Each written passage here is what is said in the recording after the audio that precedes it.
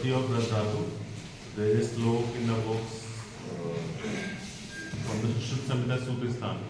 What the slok says, Tatra Panchbhautikas Chaturvidas Shadrasas Dividvidyas Astvidvidyas Va Anek Gunasyo Yuktas Paranamtas Samyak Paranamtas Yastejo Bhuta Sar Param Such रस इति उच्यते। इसका मतलब क्या है? इसका मतलब है तत्र पंचभौतिकस, हम जो खाना खाते हैं वो खाना पंचभौतिकस मतलब पांच भौतिक होगा। सपोज आपने सूप पिया तो उसमें जल महाभूत ज़्यादा हुआ, आपने रसगुल्ले खाए तो उसमें पृथ्वी महाभूत ज़्यादा हुआ, आपने कचरी खाई तो उसके अंदर आकाश महाभूत ज़्यादा हुआ। तो वॉट एवर, लेकिन वो ज़्यादा होगा लेकिन चार दूसरे भी होंगे। तो आप कोई भी खाना खा रहे हैं उसके अंदर पंच महाभूत है, डिपेंडिंग ऑन वो किस फॉर्म में है। लिक्विड है तो जल महाभूत ज़्यादा होगा, खोखला है तो आकाश महाभूत ज़्यादा होगा। वो रस खाते ना, रस तो बिना चाय में डुबोए वो खाई नहीं जाते, फंदा लग जाता है क्योंकि वो खोखले अंदर से, उनके अंदर वायु और आकाश महाभूत ज़्यादा है। तो आपने जो भी खाना खाया वो खाना पंचभौतिक है, बट ये हो सकता है एक महाभूत उसके अंदर ज़्यादा हो और दूसरा महाभूत कम हो, लेकिन सारे खाने पंचभौतिक हैं। तो इस श्लोक में लिखा है तत्र पंचभौतिकस, आपने जो खाना खाया वो पंचभौतिक था। चतुर्विधस्य, वो चार तरीके का हो सकता है।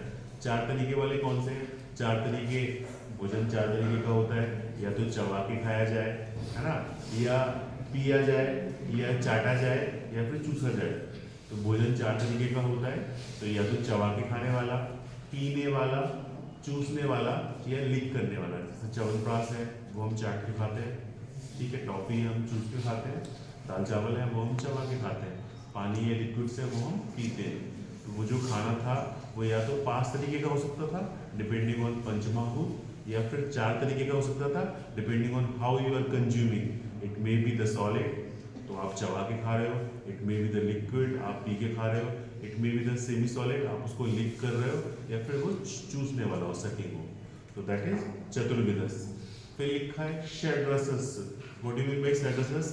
तो जो बैलेंस डाइट का कंसेप्ट था आयुर्वेद में, तो balance diet is not something की right amount of food from each food group is a balance diet. तो हमारा क्या कहता है आयुर्वेद कि वो भोजन जिसमें षड्रस हो, जिसमें छह रस हो, मधुर भी हो, अम्ल भी हो, लवण भी हो, कटु भी हो, तिक्त भी हो, कसाई भी हो, तो ऐसा भोजन जिसमें षड्रस हो वही बैलेंस डाइट है एज पर आयुर्वेदा। तो जो हम खाना खा रहे हैं वो पंचभौतिक हो सकता था, वो चतुर्विधस वो चार प्रकार का हो सकता था, षड्रसस वो रसों के हिसाब से मधुर रस प्रधान रसगुल्ला, अम्ल रस प्रधान आंवला, लवण रस प्रधान नमक, कटु रस प्रधान करेला, तिक्त रस प्रधान और उसके बाद कसाई रस प्रधान, ठीक है। तो कसाई रस प्रधान जैसे आंवला है, आंवला जब आप खाओगे तो थोड़ा कड़वा सा लगता है, और फिर जब पानी पियोगे तो मीठा सा लगता है। तो जो कड़वा सा लगता है दैट इज कसाई रस। तो भोजन छह तरीके का हो सकता है, मधुर रस प्रधान, अम्ल रस प्रधान, लवण रस प्रधान, कटु रस प्रधान, तिक्त रस प्रधान और कसाई रस प्रधान। तो हम क्या बोल रहे थे?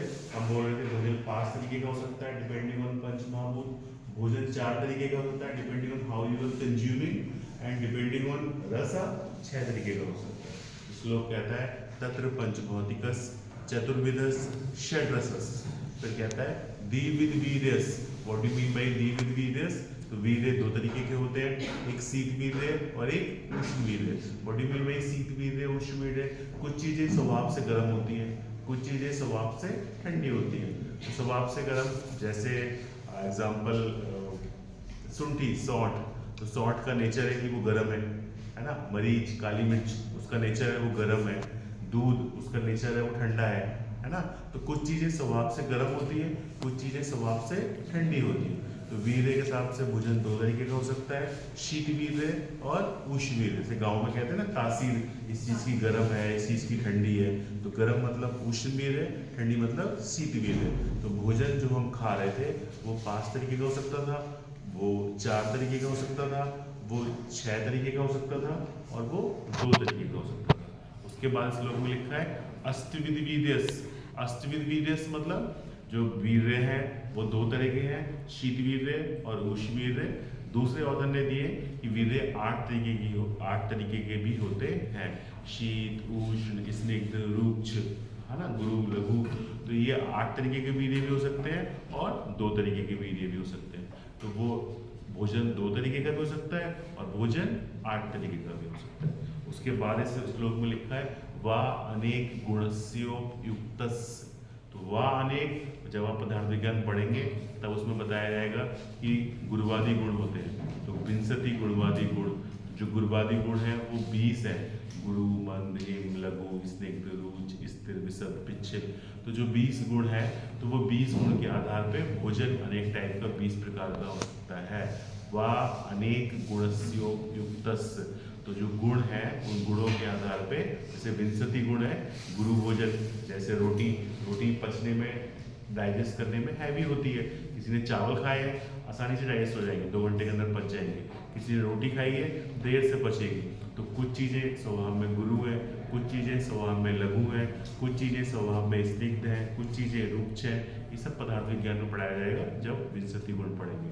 तो विंशति गुण के आधार पे भोजन 20 प्रकार का हो सकता है। तो श्लोक क्या कह रहा था? श्लोक कह रहा था तत्र पंचभौतिकस 5 प्रकार का, चतुर्विधस 4 प्रकार का, षड्रसस 6 प्रकार का, द्विविधस वीर्य के आधार पे 2 प्रकार का, अष्टविधस वीर्य के आधार पे 8 प्रकार का, वा अनेक गुणस्योपयुक्तस्य, या फिर गुणों के आधार पे अनेक प्रकार का। अनेक प्रकार मतलब जैसे विंशति गुण के आधार पे 20 प्रकार का, ठीक है। सम्यक परिणतस्य, तो ये जो भोजन था चाहे वो 5 प्रकार का था, चाहे वो 4 प्रकार का था, चाहे वो 2 प्रकार का था, चाहे वो 8 प्रकार का था, चाहे वो 6 प्रकार का था, या फिर 20 प्रकार का था, क्या होगा? सम्यक परिणतस्य। सम्यक मतलब अच्छे से, परिणतस्य मतलब डाइजेशन। तो वो भोजन कैसा भी हो, उस भोजन का अच्छे से डाइजेशन होगा। यस तेजो भूता सम्यक परिणतस्य, यस तेजो भूता। और डाइजेशन के पश्चात, जैसे कि मैंने लास्ट क्लास में बताया था, जब डाइजेशन होता है तो एक सार भाग बनता है और एक किट्ट भाग बनता है। तो जो किट्ट भाग होता है वो बॉडी से निकाल दिया जाता है, जो सार भाग होता है वो बॉडी के अंदर एब्जॉर्ब हो जाता है। तो भोजन जो आपने लिया, that may be 4 types, that may be 5 types, that may be 6 types, that may be 8 types, that may be 2 types, that may be 20 types। उसका डाइजेशन हुआ और डाइजेशन के बाद क्या बना? सार भाग और किट्ट भाग। किट्ट भाग था वो बॉडी से एक्सक्रीट कर दिया गया, जो सार भाग था उसी को बोलेंगे यस तेजो भूता। तो जो भोजन था उसका जो तेज भूत अंश था वही तो सार भाग है। तो यस तेजो भूता सार, उसी तेज भूत अंश को क्या कहते हैं? सार। परम सूक्ष्म, और वो क्या होता है? परम सूक्ष्म मतलब जैसे सपोज एग्जांपल कि 1 किलो दूध के अंदर, सपोज कोई भी एग्जांपल की, सपोज दूध, 1 किलो दूध के अंदर 20 ग्राम मलाई निकलती है। तो जो दूध की जो मलाई है 20 ग्राम, दूध लिया 1 किलो, मलाई निकली 20 ग्राम। तो जो 20 ग्राम था वो दूध का तेज अंश था, ठीक है। तो ऐसे ही आपने सपोज आधा लीटर खाना खाया, आधा लीटर दूध पिया, और उस दूध से जो आपकी बॉडी के अंदर कार्बोहाइड्रेट, फैट, प्रोटीन मिलेंगे, उनका अमाउंट उस दूध की अपेक्षा बहुत कम होगा कि नहीं? तो दैट इज परम सूक्ष्म। तो उसका जो अंश है वो अमाउंट में कम होगा। दूसरा इसका मीनिंग है कि माइक्रो पार्टिकल्स। तो डाइजेशन की डेफिनेशन यही है कि डाइजेशन वो प्रोसेस है जिसमें माइक्रो पार्टिकल में कन्वर्ट हो जाते हैं। तो जब भोजन पचेगा तो क्या बनेगा? उसका सार भाग बनेगा और किट्ट भाग बनेगा।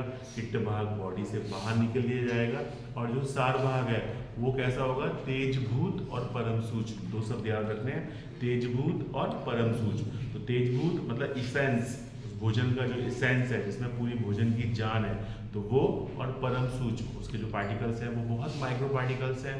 पूरी बॉडी में जो अन्नवाह स्रोतस है उसमें आराम से घूमते रहेंगे, और जाने के बाद लीवर के अंदर सब कुछ हो रहा है, और लीवर के अंदर फिर कहाँ किस जाना है? रस धातु अग्नि में जाना है, रक्त धातु अग्नि में जाना है, मांस धातु अग्नि में जाना है। तो वो इतने माइक्रो पार्टिकल्स हैं, वो किसी भी चैनल्स के अंदर आराम से चले जाते हैं। उसी को क्या कहते हैं? परम सूक्ष्म सारसा आहार रस इति उच्यते। उसी को आप आहार रस कहते हैं।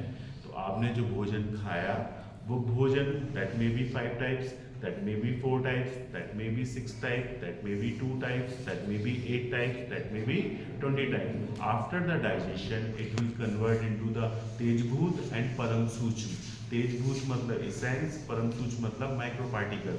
इसेंस मतलब सारी जान उसके अंदर है, माइक्रो पार्टिकल मतलब वो स्रोतस के अंदर आसानी से घूम सकते हैं। तो ऐसा जो भोजन जो कन्वर्ट हो गया किसमें, तेजभूत और परम सूक्ष्म में, ऐसे भोजन को हम क्या कहते हैं, आहार रस। तो व्हाट इज आहार रस, तो भोजन के डाइजेशन के पश्चात जब आहार रस बनता है, आहार रस वो होता है जो भोजन का परम सूक्ष्म और तेजभूत अंश है, उस परम सूक्ष्म और तेजभूत अंश को आहार रस कहते हैं। ठीक है, तो व्हाट इज आहार रस, तो भोजन के डाइजेशन के पश्चात, भोजन के पाचन के पश्चात भोजन का तेजभूत और परम सूक्ष्म अंश, उसको आहार रस कहा जाता है। अब ये आहार रस है, जैसे कि मैंने लास्ट क्लास में बताया था कि आहार रस के धातु अग्नि काम करेंगी, भूत अग्नि काम करेंगी। तो क्योंकि जो पहली धातु अग्नि है उसका नाम है रस धातु अग्नि, वो रस धातु अग्नि इस आहार रस पे काम करेगी और क्या बनाएगी, रस धातु। क्या बनाएगी, रस धातु। तो पहली रस धातु, जो पहली धातु है बॉडी के अंदर, वो रस धातु है। तो इस आहार रस पे रस धातु अग्नि करके रस धातु बनाएगी। तो इस श्लोक क्या था, रटना नहीं है, रटना बिल्कुल नहीं है, सिंपल है। 5 प्रकार का पंचभौतिक, 4 प्रकार का चतुर्विधस, 6 प्रकार का षड्रसस, वीर्य के आधार पे 2 प्रकार का द्विविध वीर्यस, वीर्य के आधार पे 8 प्रकार का अष्टविध वीर्यस, अनेक प्रकार का व अनेक गुणस्योपयुक्तस। क्या होगा उसका, डाइजेशन। डाइजेशन कैसा होगा, अच्छे से होगा। तो सम्यक परिणतस, उससे क्या बनेगा, 2 चीजें बनेगी, एक तेजभूत और एक परम सूक्ष्म। तो यस तेजभूता परम सूक्ष्म सा रसा सार इति आहार रस इति उच्यते, उसी को आहार रस कहते हैं। इस आहार रस पे रस धातु अग्नि काम करेगी और कैसे रस धातु बनेगा वो नेक्स्ट क्लास में।